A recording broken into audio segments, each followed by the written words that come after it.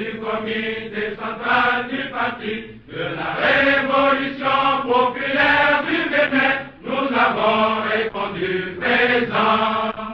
Nous sommes venus nombreux comme des hommes, cadres du Bénin, unifier notre pensée et notre action pour donner à notre chère patrie l'espoir. Le Bénin, depuis 1976, a apporté une contribution énorme sur le plan africain et sur le plan des Nations Unies pour qu'il y ait 2 conventions incriminant et réprimant le mercenariat en Afrique.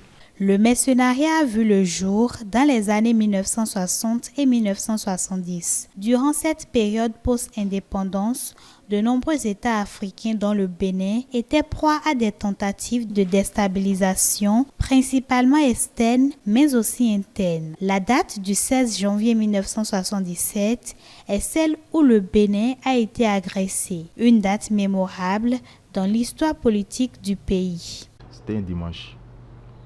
En effet,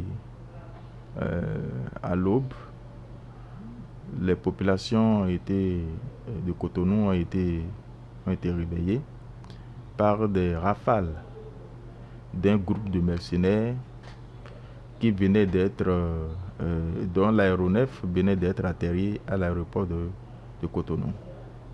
Et à bord de cet aéronef, une horde de mercenaires dirigés par le légionnaire français Gilbert Bugeaud, de son vrai nom, et de son pseudonyme Bob Denard.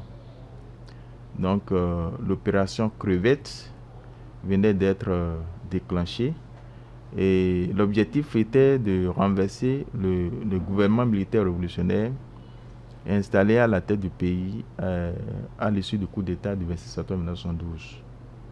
Ce régime qui a, disons, proclamé son intention de se soustraire au joug colonial français à travers d'abord la proclamation du discours-programme du 30 novembre 1972, mais surtout à travers la proclamation du discours d'orientation nationale le 30 novembre 1974 qui, disons, fait du marxisme-léninisme le guide philosophique de la révolution et du socialisme scientifique la voie du développement.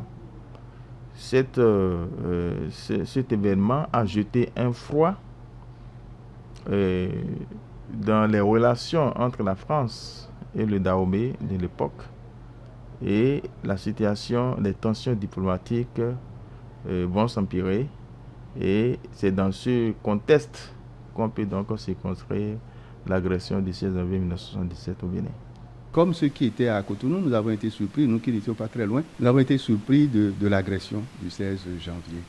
Mais qu'est-ce que je retiens du 16 janvier 1977 ? Peut-être que ça va surprendre. Le Bénin, pour moi, était en très bonne voie. Ne pas être d'accord avec la colonisation française notamment et l'hégémonie de l'Occident sur l'Afrique, c'est un peu cela. Entre autres, bien sûr, je ne suis pas marxiste-léniniste, mais c'est un peu cela que le régime révolutionnaire de Mathieu Kérékou défendait à ce moment-là. Et personnellement, j'étais d'accord. Donc, si nous avons été agressés, c'est que justement nous étions sur la bonne voie. Il est temps de libérer l'Afrique. Il est temps que l'Afrique se libère. Donc, des enfants du Bénin sont tombés. Pour rendre hommage à ces braves soldats, une place leur a été dédiée. Et au départ, la place qui a été construite après cette attaque des mercenaires a été baptisée Place des Martyrs. Et comme il y a eu réconciliation et que ceux qui ont soulevé, soutenu, impulsé et préparé la question des mercenaires contre le Bénin, on s'est réconcilié à la conférence nationale. Donc, après la conférence nationale, la place a été débaptisée pour s'appeler Place du Souvenir.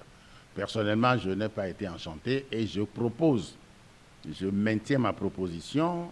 À chaque fois que l'occasion se présentera, je répéterai qu'il faut baptiser cette place du 16 janvier 1977.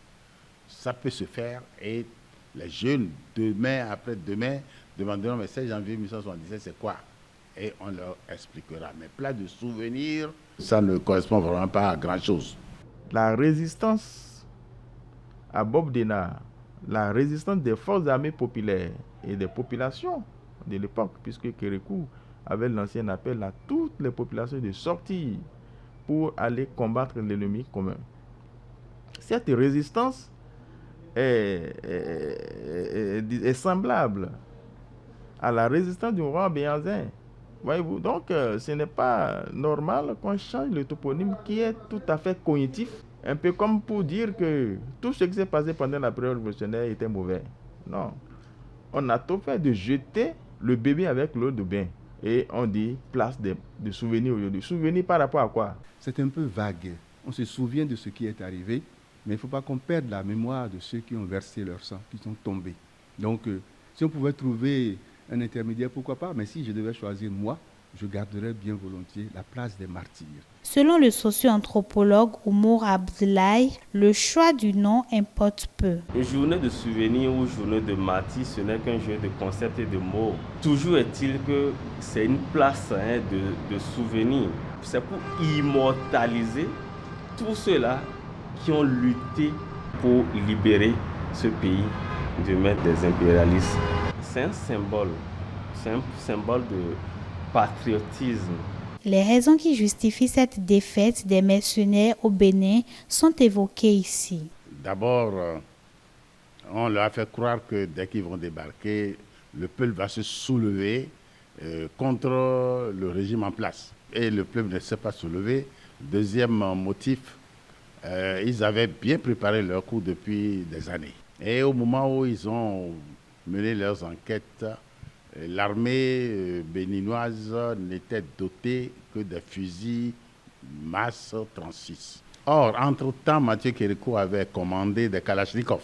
Et il y a eu des Coréens, des militaires coréens qui étaient arrivés pour entraîner les militaires béninois à l'utilisation des Kalachnikov. Et c'est au débarquement, le jour même du dimanche, que le président Kérékou a ouvert l'armurerie du camp pour distribuer les Kalachnikov aux soldats béninois.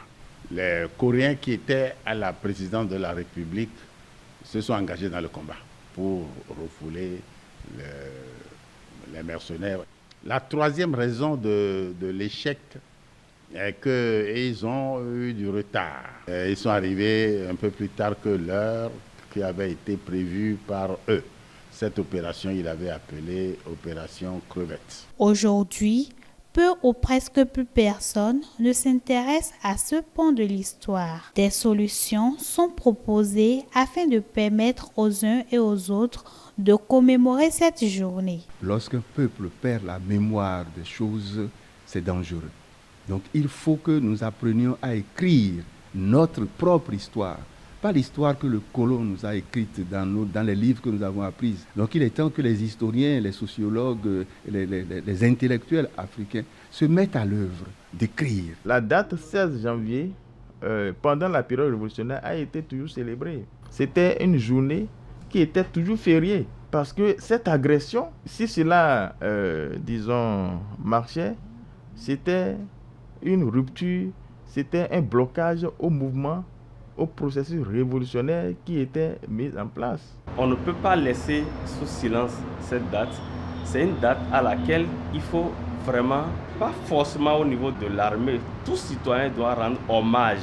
Que faut-il faire afin de permettre aux générations futures de suivre les pas? Vous savez, il y a quelque chose qui manque sérieusement dans la formation des enfants du Bénin aujourd'hui, le civisme. Je serais un décideur aujourd'hui que je remettrais cette matière bien achalandée, bien élaborée, plutôt qu'on nous parle de sexualité, d'homosexualité, j'en passe. Qu'on nous parle de civisme, de militantisme, de nationalisme, de patriotisme. Alors, toutes ces valeurs cardinales qui permettent à la jeunesse de se mettre au service de sa nation, il faut qu'on les réintègre dans le cursus de formation des enfants du Bénin. Ça va être une très très bonne chose.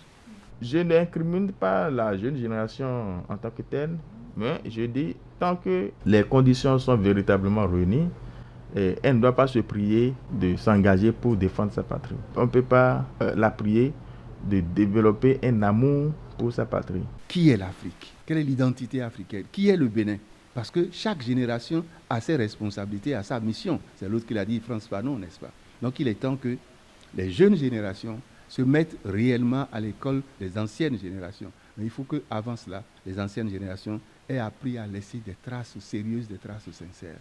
Donc voilà, le 16 janvier, il faut le garder comme une date inoubliable. Le Bénin a été agressé, le Bénin s'est défendu, les Béninois sont morts pour la patrie. Les valeurs citoyennes sont, sans être exhaustives, la civilité, le civisme, la solidarité, l'intégrité, le patriotisme, la tolérance, la paix, la sauvegarde de l'intérêt général, le savoir-vivre collectif, l'ordre public, le respect du bien public et les bonnes mœurs.